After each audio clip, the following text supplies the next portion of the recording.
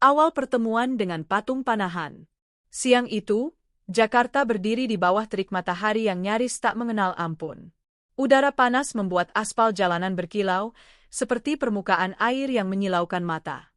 Orang-orang sibuk dengan rutinitas mereka, klakson kendaraan bersahutan, pedagang kaki lima memanggil pelanggan, dan suara kereta MRT yang melintas sesekali menggetarkan udara di kawasan Senayan. Namun di tengah hiruk-pikuk itu, seorang pemuda bernama Arka berjalan dengan langkah penuh tujuan. Usianya baru 22 tahun, tubuhnya ramping dengan wajah yang serius. Ransel hitam yang penuh dengan buku dan catatan menempel di punggungnya, sementara tangannya menggenggam erat sebuah pena dan buku lusuh yang sudah penuh coretan. Arka adalah mahasiswa sejarah di Universitas Indonesia.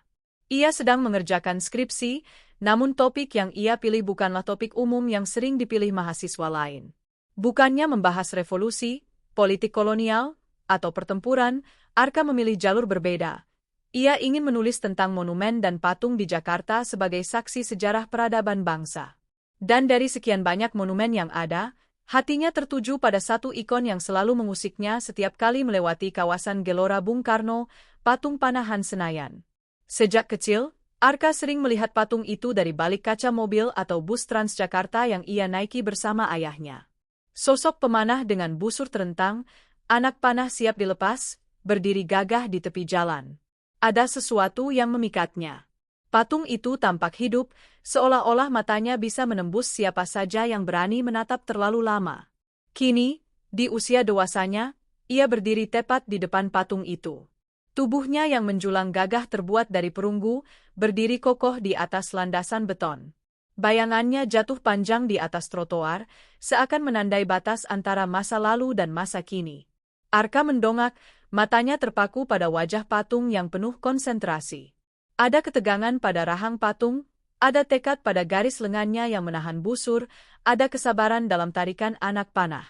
Semua detail itu membuat Arka tertegun. Seakan-akan ia menatap masa depan, gumamnya pelan. Namun Arka tahu, ia tak bisa hanya menulis dengan modal pandangan sekilas. Ia butuh cerita, butuh suara, butuh narasi yang tidak tercatat dalam buku teks. Ia mendengar kabar tentang seorang lelaki tua, bernama Pak Bram, yang sudah puluhan tahun mengabdi sebagai penjaga di kawasan GBK. Konon, Pak Bram tahu banyak kisah di balik pembangunan patung ini, termasuk hal-hal yang tidak pernah dimuat di arsip resmi. Maka Arka melangkah mencari. Di bawah rindang pohon trembesi yang tumbuh di sisi jalan, ia akhirnya melihat seorang lelaki sepuh sedang duduk di bangku taman. Rambutnya putih keperakan, tubuhnya kurus namun tegap, wajahnya penuh keriput yang dalam, tanda pengalaman panjang dalam hidup.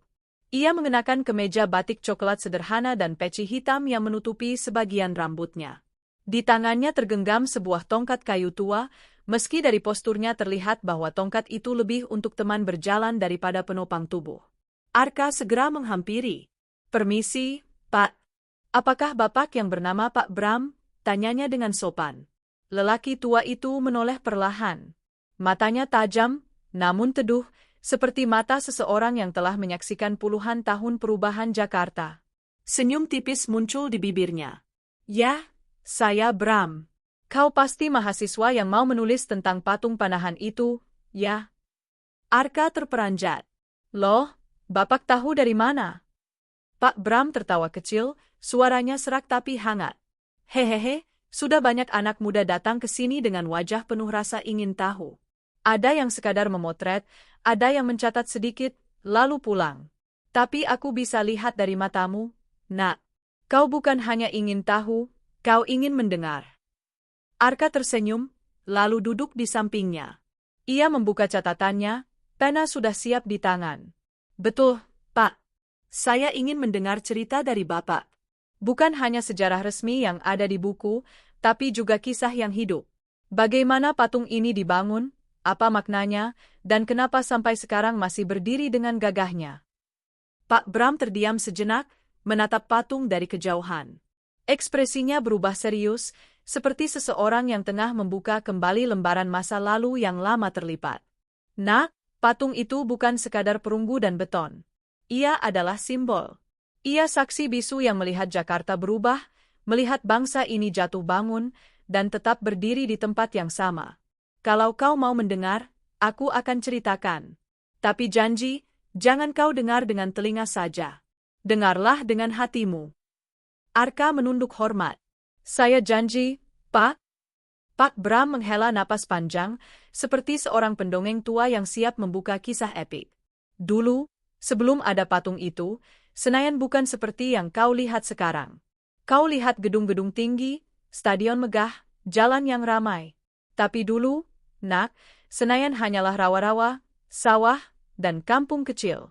Tidak ada yang menyangka tempat ini kelak jadi jantung olahraga Indonesia. Dan di sanalah cerita patung panahan ini bermula. Arka terdiam, menelan ludah. Ia merasa pertemuannya dengan Pak Bram bukan kebetulan. Seolah-olah patung itu sendiri yang memanggilnya, mempertemukannya dengan penjaga kenangan masa lalu. Ia merasakan bulu kuduknya meremang. Hari itu, ia sadar, perjalanannya menyingkap rahasia patung panahan Senayan baru saja dimulai. Sebuah perjalanan yang akan membawanya jauh ke dalam sejarah, menyibakkan makna-makna tersembunyi, bahkan mungkin menyentuh sisi kehidupan yang tak pernah ia duga sebelumnya. Jejak sejarah Senayan dan lahirnya GBK. Angin sore mulai berhembus, membawa aroma dedaunan kering yang jatuh dari pepohonan di sekitar Gelora Bung Karno. Keramaian masih terdengar, suara kendaraan, tawa anak-anak yang bermain sepeda, hingga langkah kaki orang-orang yang berolahraga di jogging track. Namun bagi Arka, semua suara itu memudar ketika ia duduk mendengarkan Pak Bram. Mata tua lelaki itu menatap jauh ke arah patung panahan, seakan patung itu bukan sekadar benda mati, melainkan sahabat lama yang menyimpan kenangan. Arka, ucap Pak Bram, pelan namun mantap, untuk memahami patung panahan, kau harus lebih dulu memahami tanah tempatnya berdiri. Kau lihat Senayan ini, megah, ramai, penuh gedung tinggi dan stadion? Tidak selalu begini keadaannya. Arka mencondongkan tubuh, mencatat dengan penuh semangat. Dulu, jauh sebelum stadion berdiri, Senayan hanyalah rawa dan persawahan. Ada kampung-kampung kecil di sekitarnya, dengan rumah bambu, pohon kelapa, dan jalan tanah. Penduduknya hidup sederhana, sebagian besar bertani, sebagian lagi nelayan yang mencari ikan di rawa. Tak banyak yang tahu, kawasan ini juga dipenuhi cerita mistis, katanya sering terlihat cahaya-cahaya aneh di malam hari. Tapi semua berubah ketika Presiden Soekarno punya mimpi besar. Pak Bram menarik napas, suaranya bergetar penuh rasa hormat ketika menyebut nama sang proklamator. Tahun 1958, Bung Karno bermimpi membangun sebuah kompleks olahraga terbesar di Asia. Ia ingin dunia melihat bahwa Indonesia, negeri yang baru merdeka, mampu berdiri sejajar dengan bangsa lain. Mimpi itu diwujudkan lewat pembangunan Stadion Utama Senayan, yang sekarang kita kenal sebagai Gelora Bung Karno. Arka mengangguk. Ia pernah membaca sekilas di buku sejarah, tapi mendengarnya langsung dari mulut seorang saksi terasa berbeda. Bayangkan, Nak, lanjut Pak Bram, ribuan pekerja dikerahkan. Rawa-rawa dikeringkan, kampung dipindahkan, tanah diuruk. Pembangunannya monumental. Bung Karno tak hanya ingin stadion, tapi sebuah simbol kebangkitan bangsa. Disinilah, berbagai patung direncanakan. Salah satunya adalah patung panahan. Arka menatap patung itu lagi, kini dengan perspektif baru. Jadi, patung ini memang bagian dari visi besar Bung Karno. Pak Bram mengangguk pelan. Betul. Panahan dipilih bukan sembarangan. Panah melambangkan fokus, ketepatan, arah tujuan. Bung Karno ingin generasi muda belajar, seperti pemanah yang harus menatap target dengan konsentrasi penuh, bangsa ini pun harus menatap masa depan dengan keteguhan. Suasana hening sejenak. Hanya suara burung gereja yang berterbangan di sekitar pepohonan. Pak Bram melanjutkan kisahnya dengan nada lebih lirih. Aku masih ingat, saat patung itu mulai dibangun. Aku waktu itu masih remaja, ikut ayahku yang jadi pekerja di proyek Senayan. Kami melihat para pematung dan tukang sibuk bekerja, menyusun rangka, menuang logam, memahat detail.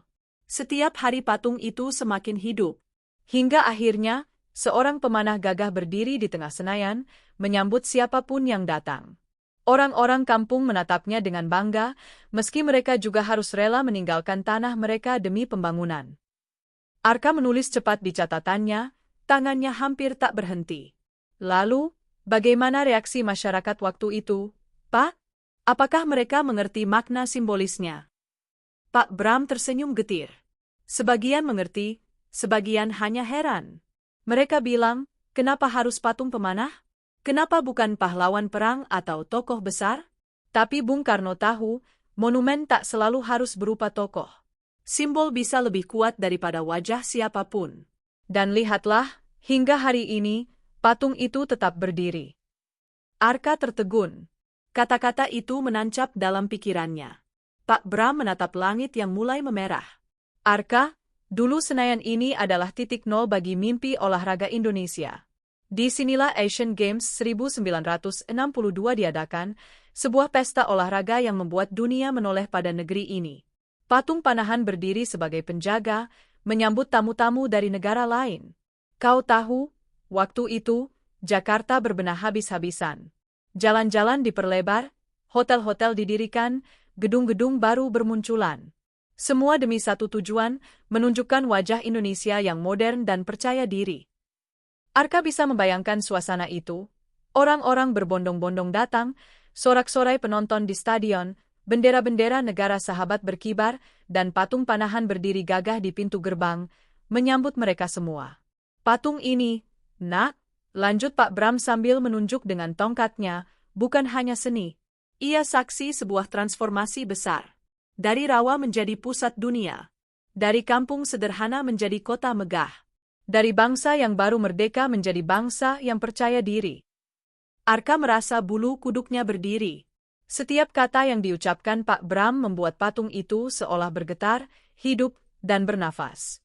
Tapi ingat, suara Pak Bram merendah, setiap monumen punya dua sisi. Ia bisa menjadi kebanggaan, tapi juga bisa menjadi pengingat tentang apa yang hilang. Banyak keluarga harus meninggalkan rumah mereka demi pembangunan Senayan.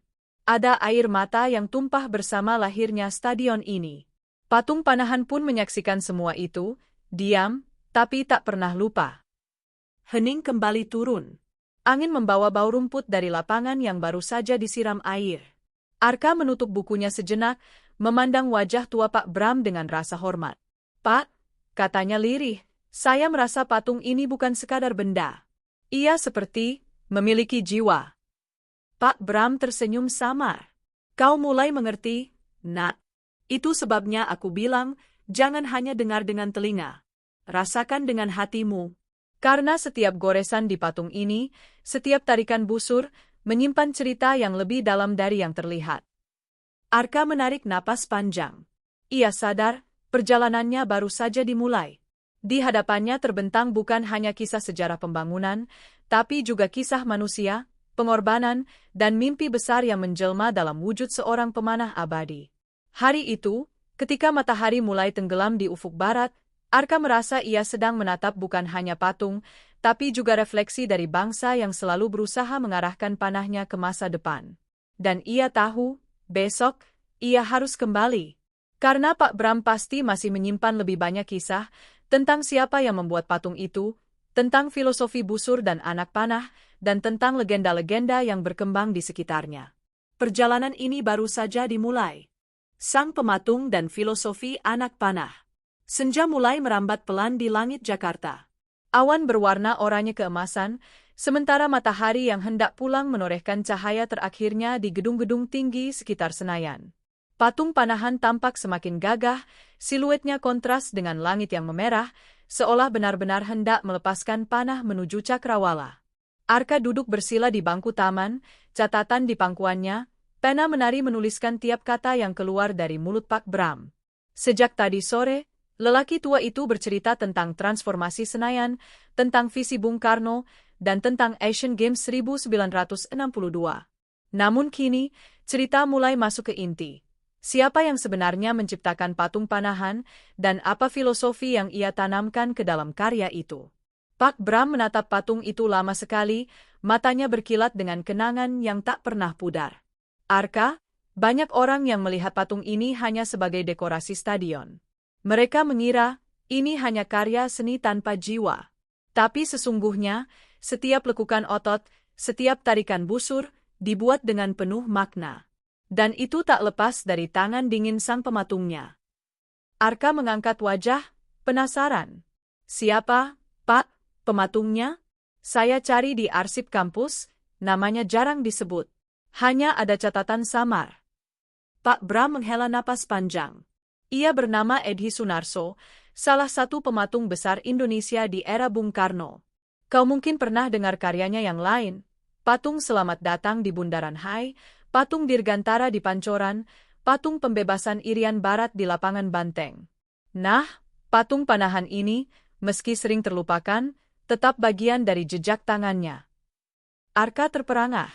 Jadi, pencipta patung panahan sama dengan yang membuat ikon-ikon besar Jakarta. Betul. Pak Bram mengangguk mantap.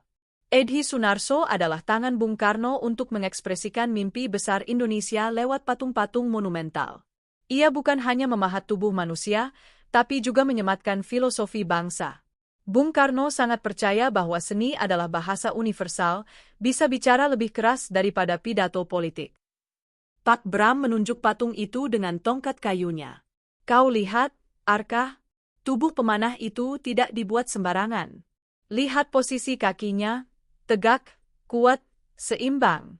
Lihat lengannya, menarik busur dengan penuh konsentrasi. Lihat wajahnya, mata lurus menatap target, tak tergoyahkan oleh apapun di sekelilingnya. Semua itu bukan kebetulan.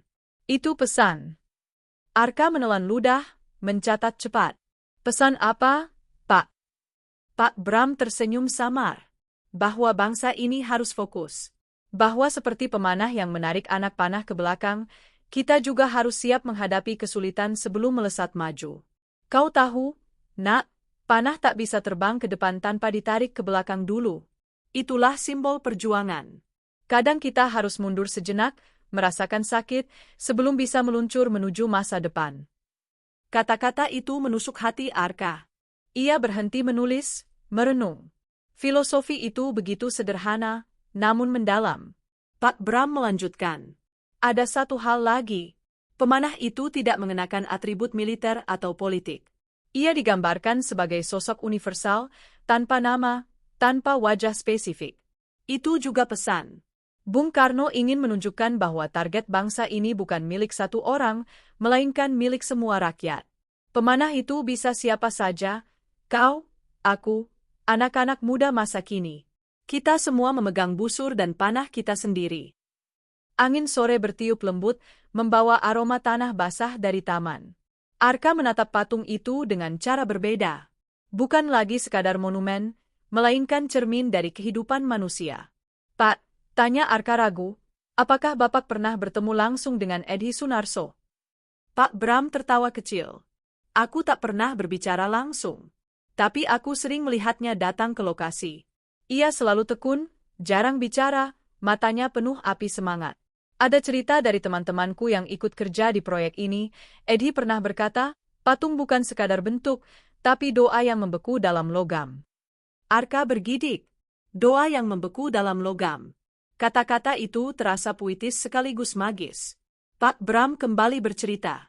Kau tahu, Nak, ketika patung ini hampir selesai, banyak orang kampung berkumpul. Mereka menatap kagum, sebagian berbisik, sebagian bahkan takut. Mereka merasa pemanah itu seperti hidup, bisa melesatkan panah kapan saja.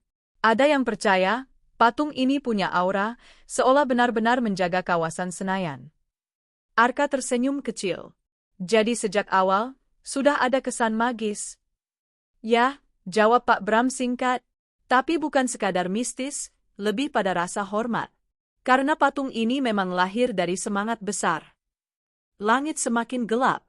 Lampu-lampu jalan mulai menyala, termasuk sorot lampu yang diarahkan ke patung panahan. Kini ia berdiri dengan cahaya putih yang menyoroti tubuhnya, membuat bayangannya jatuh panjang ke aspal.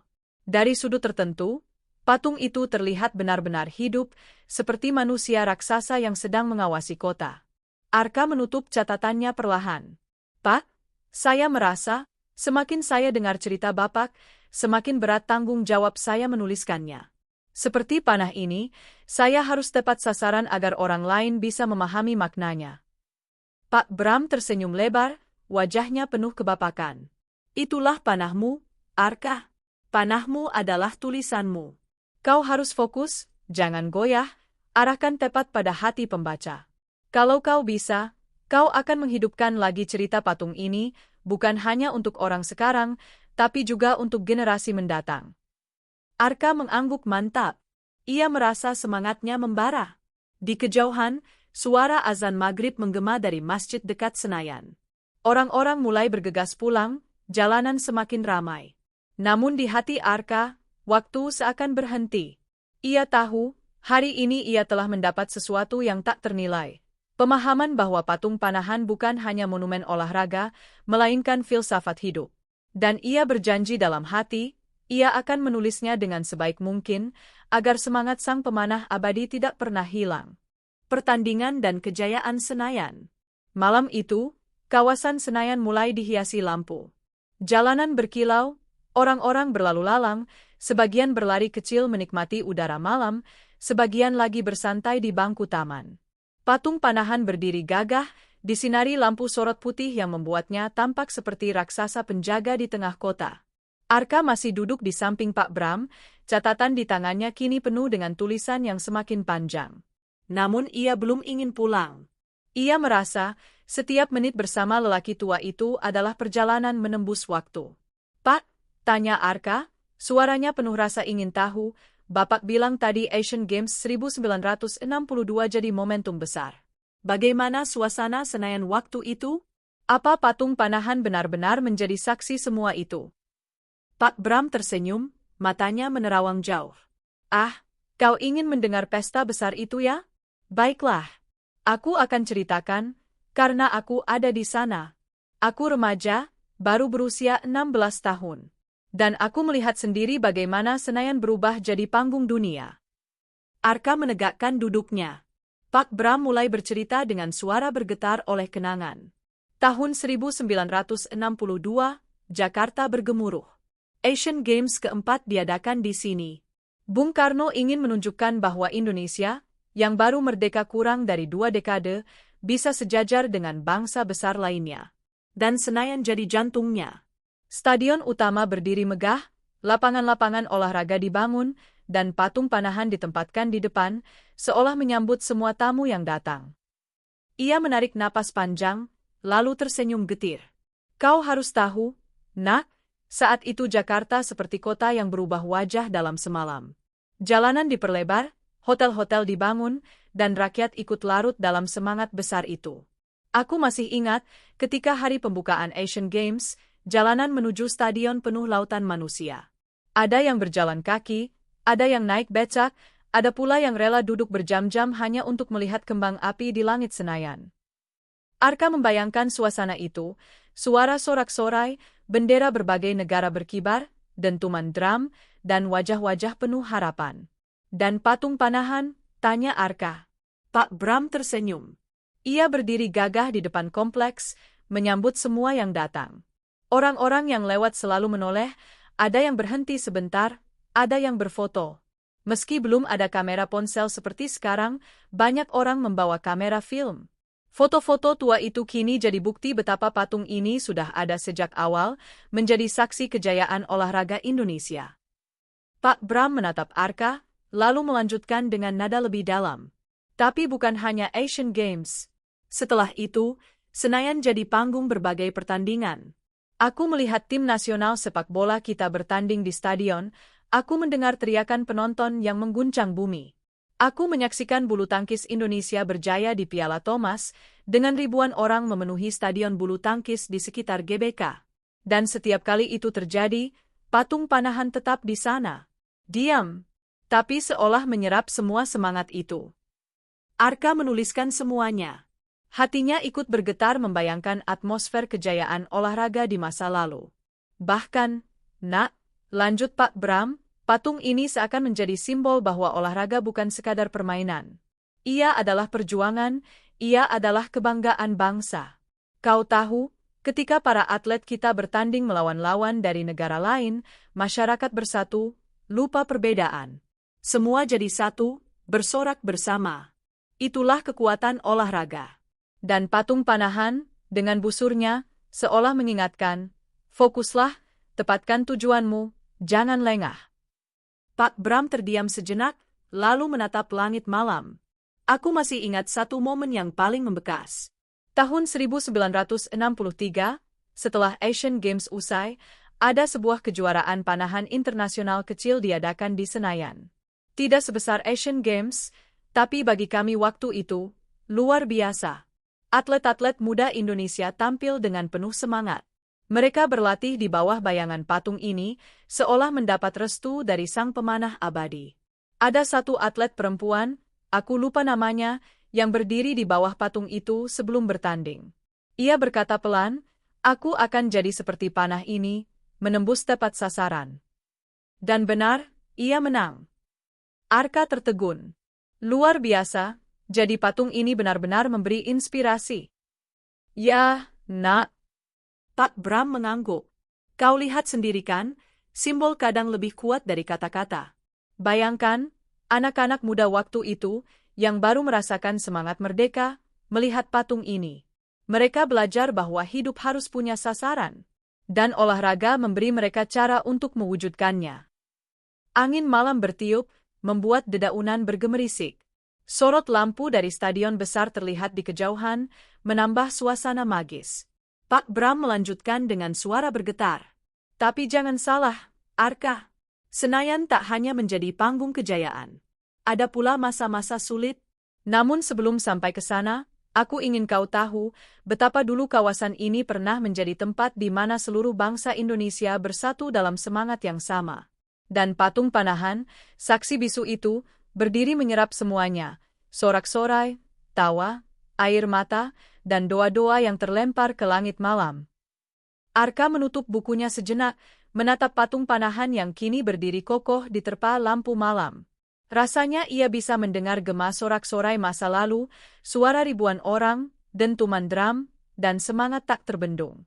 "Pak," katanya perlahan, "saya merasa seolah-olah bisa mendengar suara-suara itu.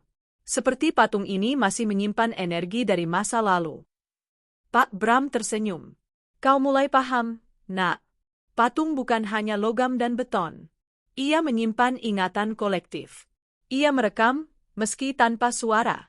Dan tugasmu sebagai penulis adalah membuat ingatan itu bisa didengar lagi." Arka mengangguk. Ia merasa semakin yakin, skripsinya bukan sekadar tugas akademis. Ia sedang menuliskan sejarah yang hidup, sejarah yang masih berdenyut di tengah Jakarta. Malam semakin larut. Lampu-lampu kota makin terang, sementara langit gelap mulai menelan sisa cahaya senja. Namun di hati Arka, justru cahaya semakin menyala. Ia tahu, besok ia akan kembali, mendengar kisah lain, tentang masa suram, tentang bagaimana patung ini pernah nyaris dilupakan, dan tentang bagaimana ia bangkit lagi. Perjalanan sejarah patung panahan masih panjang, dan Arka siap menelusurinya, langkah demi langkah. Masa suram dan terabaikan. Langit Jakarta kembali dihiasi sinar matahari yang terik di keesokan harinya. Arka datang lebih awal, dengan semangat baru. Ia duduk di bangku taman dekat patung panahan, menunggu Pak Bram yang biasanya muncul menjelang siang. Kali ini, Arka menatap patung itu lebih lama, mencoba merasakan aura yang tersisa dari cerita-cerita semalam. Bagi Arka, patung itu bukan lagi sekadar monumen. Ia seperti sebuah buku besar yang setiap halamannya hanya bisa dibuka dengan kisah dari mulut saksi masa lalu. Dan Pak Bram adalah penjaga buku itu. Tak lama kemudian, langkah pelan terdengar. Pak Bram datang, dengan tongkat kayu menuntunnya. Wajahnya tetap teduh, meski tubuhnya semakin renta. Arka segera berdiri, menyalami dengan penuh hormat. "Pagi, Nak Arka," sapa Pak Bram. "Pagi, Pak.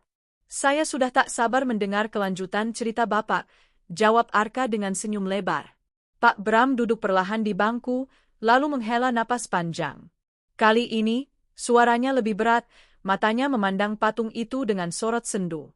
"Kalau kemarin aku ceritakan tentang kejayaan Senayan, hari ini kau harus siap mendengar sisi lain. Karena sejarah tak hanya soal cahaya, Nak. Ada juga bayangan gelapnya." Arka merasakan bulu kuduknya meremang. Ia menyiapkan catatannya. "Setelah Asian Games 1962, lanjut Pak Bram, Senayan memang menjadi pusat olahraga dan kebanggaan. Tapi waktu terus berjalan. Politik negeri ini berubah, Suasana sosial juga bergolak. Pada era 1970-an hingga 1990-an, Senayan masih digunakan, tapi kejayaannya mulai meredup. Banyak fasilitas tak terurus, beberapa area dipakai bukan untuk olahraga, melainkan untuk acara-acara lain yang kadang jauh dari semangat awal Bung Karno. Arka menatap serius. Lalu bagaimana dengan patung Panahan, Pak? Pak Bram tersenyum pahit. Ah, itulah yang menyedihkan. Patung ini pernah nyaris dilupakan. Orang-orang lalu lalang melewatinya, tapi jarang yang menoleh. Warnanya pudar, lapisan logamnya kusam, ditutupi debu dan lumut. Kadang coretan vandalisme pun muncul di sekitarnya. Aku masih ingat, dulu sering kulihat anak-anak muda iseng memanjat bagian bawahnya, atau menjadikannya sekadar tempat berfoto tanpa mengerti maknanya. Pak Bram menunduk, wajahnya muram. Yang lebih menyakitkan, ada masa ketika kawasan Senayan dianggap tak lagi sakral. Banyak orang menyebutnya sekadar tempat rekreasi atau bahkan tempat orang mencari keuntungan pribadi. Gedung-gedung baru berdiri, lapangan-lapangan dipakai untuk acara konser, pameran, bahkan politik. Sementara patung Panahan tetap di sana, berdiri diam, seolah tak dianggap penting. Arka bisa membayangkan gambaran itu. Sebuah simbol yang dulu jadi kebanggaan bangsa, perlahan ditelan kesibukan kota yang tak peduli. Pernah juga, lanjut Pak Bram, suaranya serak, di tahun-tahun sulit ketika krisis melanda negeri ini. Senayan menjadi saksi kerusuhan, aksi demonstrasi, dan ketegangan politik. Kau tahu, Nak, pada 1998, saat mahasiswa turun ke jalan menuntut perubahan, banyak dari mereka berkumpul di sekitar sini. Aku melihat dengan mataku sendiri, ribuan orang berteriak, berlari, bersembunyi. Ada gas air mata, ada bentrokan. Patung Panahan berdiri menyaksikan semua itu. Ia tidak bisa bicara, tapi kalau bisa, mungkin ia akan menangis. Arka terdiam. Tangannya berhenti menulis. Ia mencoba membayangkan adegan itu. Busur dan panah, simbol fokus dan harapan, berdiri tegak di tengah kekacauan. Patung ini pernah jadi semacam bayangan bagi orang-orang, kata Pak Bram lagi. Ada yang percaya, pada malam hari, kau bisa mendengar suara panah melesat dari arahnya. Entah benar atau tidak, tapi banyak yang bilang itu adalah jeritan sejarah, jeritan dari masa kejayaan yang hilang. Angin siang bertiup, membawa debu dari jalan. Arka mengusap wajahnya, hatinya terasa berat. Pak, bagaimana Bapak sendiri melihat masa itu? Apakah Bapak tak sedih? Pak Bram menatap Arka dalam-dalam. Tentu aku sedih. Aku lahir dan besar melihat Senayan sebagai simbol kebanggaan bangsa. Tapi aku juga manusia, aku tahu sejarah selalu naik dan turun. Bung Karno pernah berkata, bangsa ini harus siap jatuh bangun. Dan patung Panahan, meski terabaikan, tetap berdiri. Itu yang membuatku selalu percaya, ada harapan untuk bangkit kembali. Arka kembali mencatat. Kata-kata itu terasa seperti pelajaran hidup. Bahwa bahkan ketika sesuatu tak lagi dihargai, selama ia tetap tegak, selalu ada kemungkinan untuk kembali bersinar. Pak Bram tersenyum samar. Nak, lihatlah patung itu. Meski kusam, meski debu menempel, busurnya tetap tertarik, anak panahnya tetap siap dilepas. Itu pesan. Bahwa meski kita terpuruk, kita harus tetap siap melesat lagi. Arka menatap patung itu lama. Ia merasakan ada kekuatan diam yang memancar. Seolah patung itu benar-benar menunggu saat yang tepat untuk kembali bersinar. Dan kau tahu apa yang paling indah? Suara Pak Bram merendah. Meski dilupakan, ada saja orang-orang yang masih peduli. Para atlet panahan muda sering datang ke sini, sekadar berfoto, atau bahkan berlatih di bawah bayangannya. Mereka bilang, patung ini memberi mereka semangat. Itu membuktikan, meski dunia melupakan, makna sejati tak pernah hilang. Arka menarik napas panjang. Ia tahu, skripsinya akan berbeda. Ia tidak hanya menulis sejarah formal, tapi juga emosi, perasaan, dan makna yang dirasakan masyarakat. Hari itu, di bawah teriknya matahari siang, Arka menutup catatannya dengan hati berat. Ia sadar, patung Panahan adalah cermin kehidupan, ada masa kejayaan, ada masa keterpurukan. Namun seperti panah yang ditarik ke belakang sebelum melesat, keterpurukan hanya bagian dari proses menuju kebangkitan. Pak Bram berdiri perlahan, menepuk bahu Arka. Besok, aku akan ceritakan padamu bagaimana patung ini akhirnya kembali bersinar. Karena sejarah tak berhenti di masa gelap. Selalu ada cahaya setelah malam. Arka tersenyum. Saya akan datang lagi, Pak.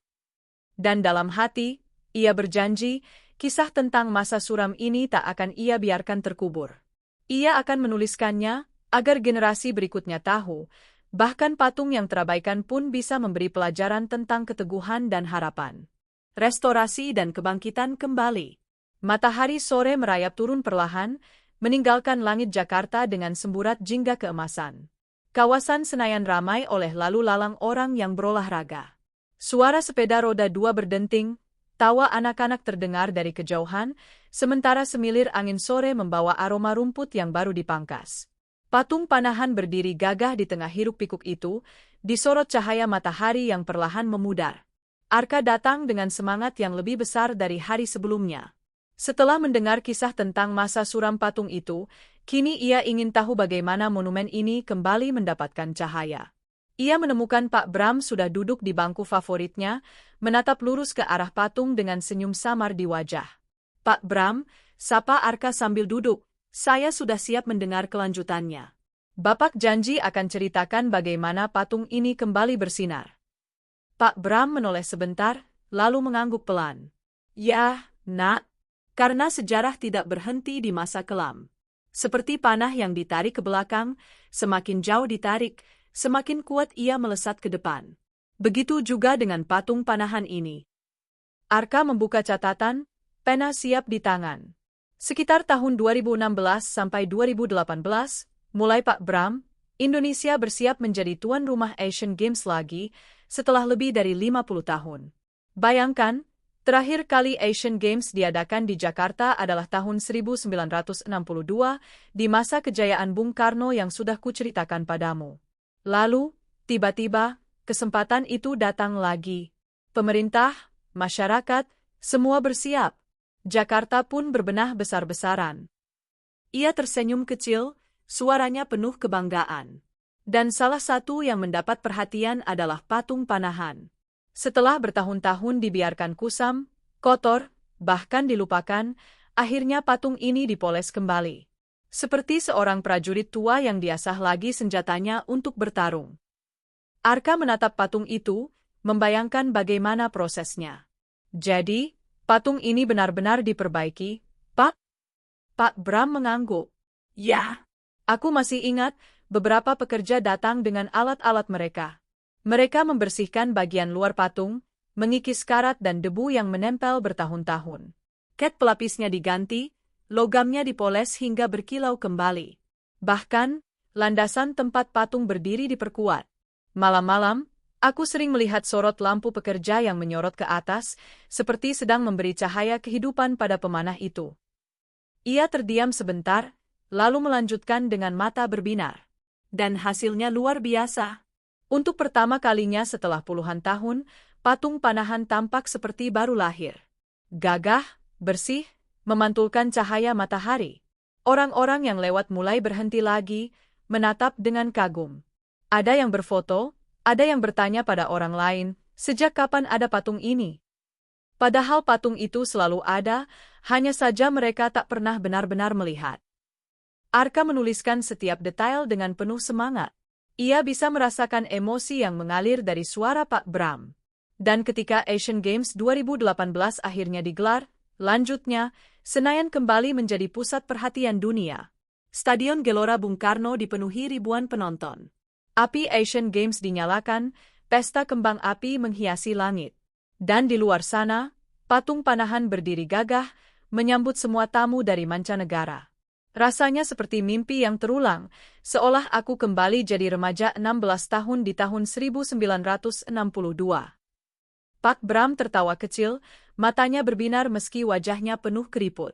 Aku ingat betul, ada banyak orang asing yang berfoto di depan patung ini. Mereka mengira ini maskot Asian Games. Padahal, patung ini sudah berdiri jauh sebelum itu. Saat itu aku sadar, simbol sejati tak pernah mati. Ia hanya menunggu waktu untuk dilihat lagi. Arka tersenyum lebar.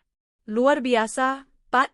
Jadi bisa dibilang, Asian Games 2018 adalah kebangkitan kedua untuk patung panahan. Betul, Nak? Pak Bram menepuk bahu Arka. Kau tahu, patung ini seperti bangsa kita sendiri. Pernah berjaya, pernah terpuruk, lalu bangkit kembali dengan semangat baru. Restorasi ini bukan sekadar fisik. Ia juga simbol bahwa kita bisa memperbaiki diri, memperbaiki apa yang pernah kita abaikan, dan membuatnya kembali bersinar. Mata Arka berkaca-kaca.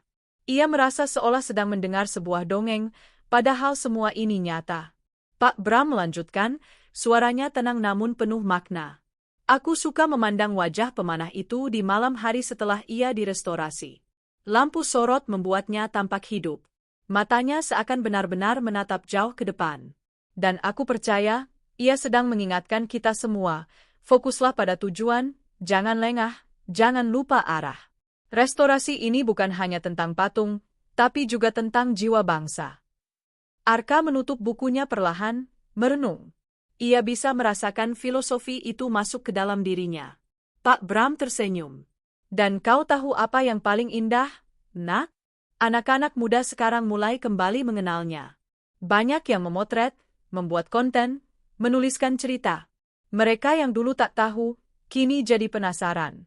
Dan disitulah, patung panahan menemukan hidup barunya. Arka menatap patung itu dalam-dalam. Baginya, patung itu kini bukan lagi monumen tua, melainkan simbol yang hidup. Ia merasakan semangat yang memancar dari sosok pemanah itu, semangat untuk terus melesat, meski harus melalui masa suram. Hari itu, langit Jakarta perlahan gelap. Lampu-lampu jalan menyala, termasuk lampu sorot yang menerangi patung panahan. Tubuh logamnya berkilau, tampak gagah, seolah benar-benar bersiap melepaskan panahnya ke masa depan. Arka berdiri, menatap Pak Bram dengan mata penuh rasa terima kasih. Pak, cerita ini sangat berharga. Saya rasa, saya tahu sekarang bagaimana harus menulis skripsi saya. Ini bukan hanya sejarah patung, tapi juga sejarah jiwa bangsa. Pak Bram tersenyum lebar, wajahnya berseri-seri. Itulah panahmu, Arka. Jangan biarkan ia meleset. Dan di malam itu, Arka merasa dirinya telah menjadi bagian dari perjalanan patung panahan. Sebuah perjalanan yang penuh cahaya dan gelap, jatuh dan bangun, tapi selalu menuju ke depan. Makna filosofis dalam kehidupan Arka. Pagi itu Jakarta diselimuti udara yang agak sejuk setelah hujan turun semalaman. Pohon-pohon di sekitar Senayan tampak lebih hijau, dedaunannya berkilauan terkena sisa embun. Jalanan masih basah, dan aroma tanah basah bercampur dengan bau asap kendaraan yang mulai memenuhi udara. Arka melangkah perlahan menuju patung panahan. Kali ini langkahnya berbeda. Tidak lagi sekadar langkah seorang peneliti yang mencari data, melainkan langkah seorang anak muda yang merasa sedang berjalan menuju cermin kehidupannya. Ia menemukan Pak Bram duduk di bangku yang sama, ditemani secangkir kopi hitam dalam gelas plastik sederhana. Lelaki tua itu menoleh dan tersenyum hangat. Ah, kau datang lagi, Nak. Aku tahu, matamu kini sudah berbeda. Kau tak lagi melihat patung ini hanya sebagai objek penelitian, kan? Arka tersenyum kecil, duduk di sampingnya. Bapak benar. Semakin banyak saya dengar cerita Bapak, semakin saya merasa patung ini bicara langsung pada saya. Seperti ia bukan hanya tentang sejarah bangsa, tapi juga tentang kehidupan pribadi. Pak Bram mengangguk perlahan. Itulah yang ingin kusampaikan sejak awal. Setiap simbol besar selalu punya makna personal bagi mereka yang mau mendengar. Jadi, apa yang kau rasakan, Nak? Arka menatap patung itu lama sekali. Busur dan panah terentang, tubuh pemanah kokoh, wajahnya penuh konsentrasi. Saya merasa, katanya pelan, hidup ini seperti tarikan busur. Kadang kita harus mundur dulu, menghadapi tekanan, menahan sakit, sebelum akhirnya bisa melesat maju. Pak Bram tersenyum lebar, keriput di wajahnya semakin dalam. Kau sudah menemukan inti filsafatnya. Kau tahu, Nak, banyak orang ingin langsung melesat ke depan tanpa mau ditarik ke belakang dulu. Mereka tak sadar, justru tarikan itulah yang memberi kekuatan. Sama seperti panah, Semakin jauh ditarik ke belakang, semakin jauh ia meluncur ke depan. Arka merenung. Dalam benaknya terlintas perjalanan hidupnya sendiri. Ia teringat saat gagal masuk jurusan impiannya di universitas lain, lalu harus menerima kenyataan masuk jurusan sejarah di UI. Ia sempat merasa terpuruk, seolah tertarik ke belakang dengan paksa.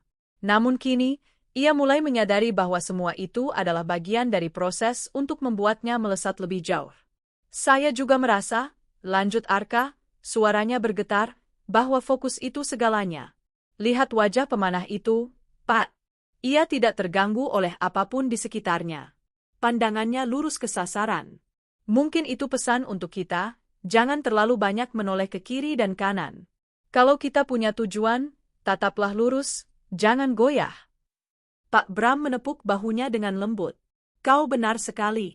Dan jangan lupa, Nak, pemanah itu juga butuh keseimbangan. Kaki-kakinya kokoh menapak tanah. Itu artinya, sebesar apapun mimpi kita harus tetap berpijak pada kenyataan. Jangan sampai kita mengejar target tapi lupa tanah tempat kita berdiri. Arka menulis cepat di catatannya, tapi ia juga menuliskannya di hati. Kata-kata itu bukan sekadar bahan skripsi, melainkan bekal hidup. Pak, tanya Arka pelan, apakah Bapak sendiri pernah merasa seperti panah? Pernah ditarik ke belakang, lalu melesat ke depan. Pak Bram terdiam lama, menatap langit yang mulai cerah. Matanya berkilat, seakan sedang menahan air mata. Tentu, Nak. Aku pernah merasa dunia menarikku mundur. Waktu muda, aku kehilangan ayah yang meninggal saat masih bekerja di proyek pembangunan Senayan. Aku marah, kecewa, merasa hidup tak adil.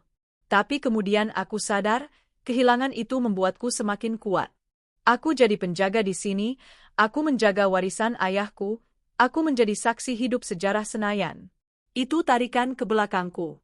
Dan panahku melesat dengan caraku sendiri, bukan dengan menjadi orang besar, tapi dengan menjaga ingatan besar.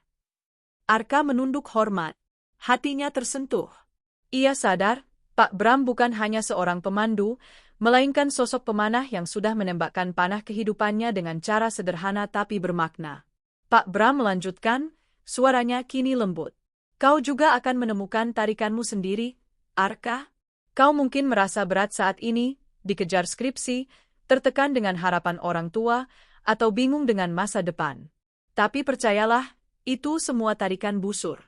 Nanti saat waktunya tiba, kau akan melesat lebih jauh dari yang kau bayangkan. Arka mengangguk. Matanya berkaca-kaca, tapi senyum terukir di wajahnya. Terima kasih, Pak.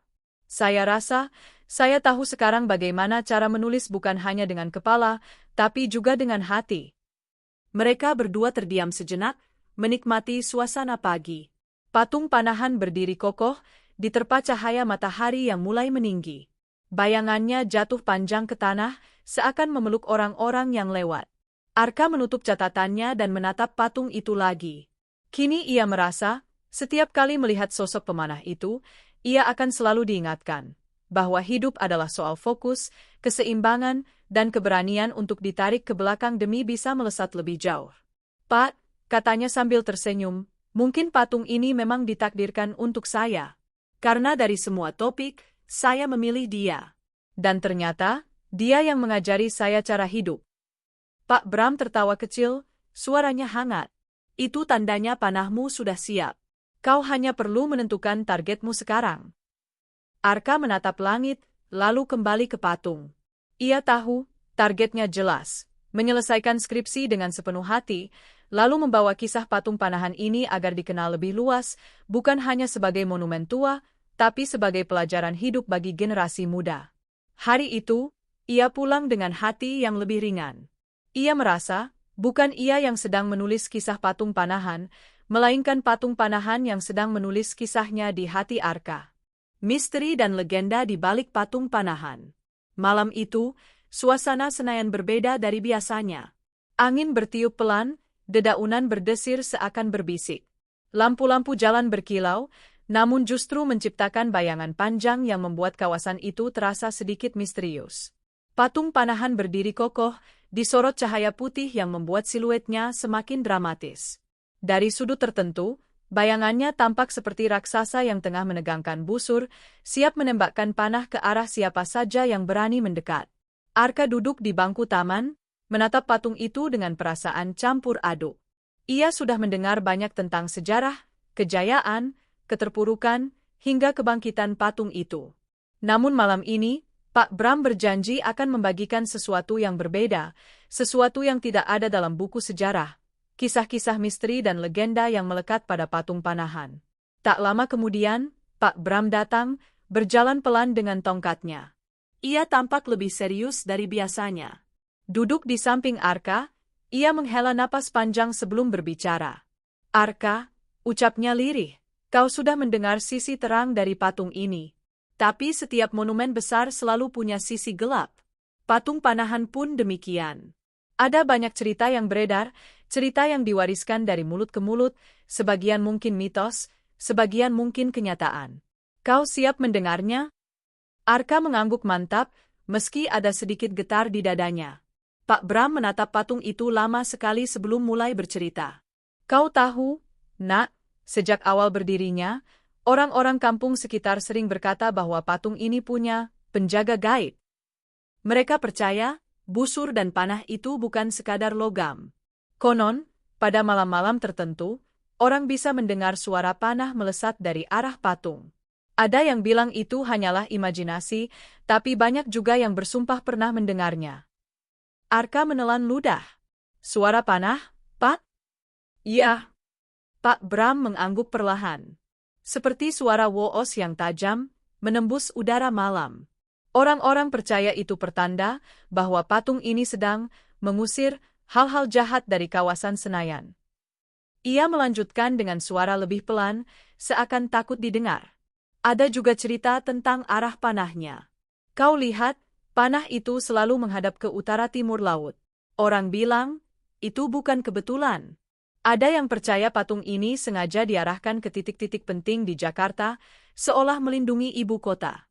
Bahkan ada mitos, jika panah itu benar-benar dilepaskan, ia akan menembus jantung kota dan membawa perubahan besar. Arka menulis cepat, meski tangannya agak gemetar. Apakah ada orang yang pernah mencoba membuktikannya? Pak Bram tertawa kecil, tapi tawanya lebih terdengar getir.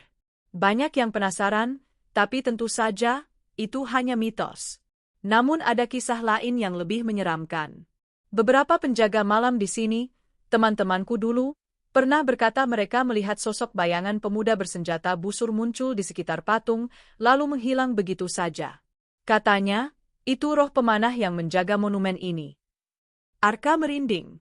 Bulunya berdiri saat membayangkan sosok itu. Bapak sendiri pernah melihat? Pak Bram terdiam lama, matanya kosong menatap patung. Aku tak pernah melihat jelas, tapi pernah suatu malam, aku merasa ada yang mengawasiku. Aku berjalan melewati patung ini, lalu ku dengar suara tarikan busur, jelas sekali. Aku menoleh, tapi tak ada siapa-siapa. Sejak itu, aku percaya, ada sesuatu yang lebih besar dari sekadar logam di patung ini. Hening sejenak. Angin malam bertiup lebih kencang, membuat dedaunan bergemerisik keras. Selain cerita mistis, lanjut Pak Bram, ada juga legenda yang lebih bersifat simbolis. Orang-orang tua dulu sering bilang, siapapun yang bisa duduk lama di bawah patung ini pada malam Jumat, merenung dalam diam, akan mendapatkan ilham tentang tujuan hidupnya.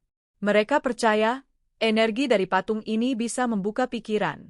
Aku tak tahu benar atau tidak, tapi aku pernah lihat beberapa mahasiswa dulu melakukan itu. Ada yang menangis, ada yang tiba-tiba bersemangat lagi mengejar cita-citanya. Bisa jadi itu hanya sugesti, tapi siapa yang tahu? Arka menatap patung itu dengan mata berbeda. Bayangan pemanah yang kokoh tampak begitu hidup di bawah sorot lampu malam. Dan terakhir, Nak, suara Pak Bram bergetar, ada satu cerita yang jarang sekali aku bagikan. Konon, pemanah dalam patung ini bukanlah sekadar imajinasi pematung. Ada yang bilang, ia terinspirasi dari seorang pemuda nyata, seorang atlet panahan Indonesia di masa lalu yang gugur sebelum sempat mengukir prestasi besar. Patung ini, katanya, adalah cara untuk membuat semangatnya abadi.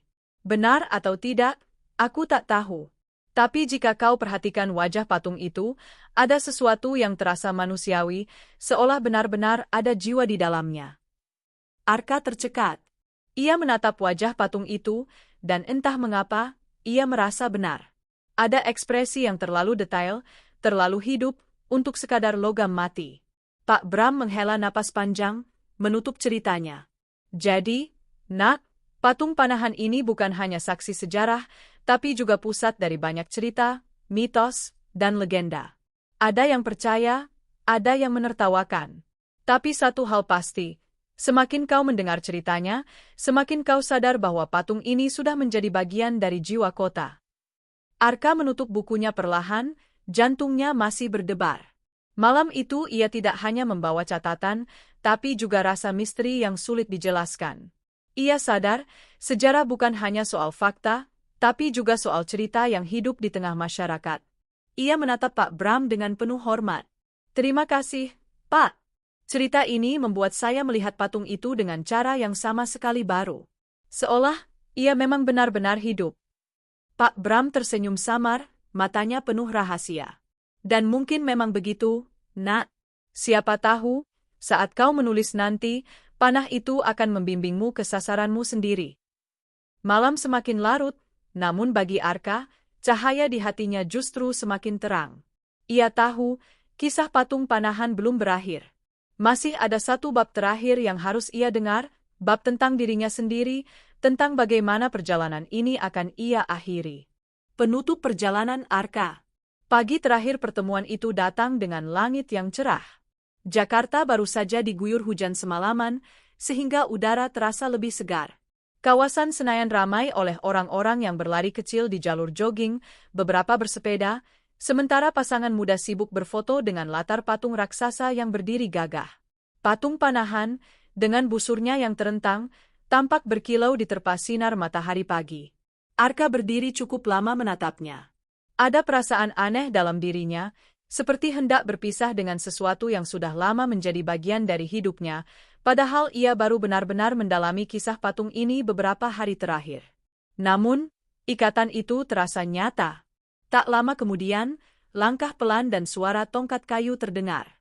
Pak Bram datang, seperti biasa, dengan senyum ramah meski tubuhnya tampak semakin renta. Ia menyapa Arka dengan suara hangat. Pagi, Nak. Ini mungkin hari terakhir kita duduk bersama di bawah bayangan pemanah itu, katanya.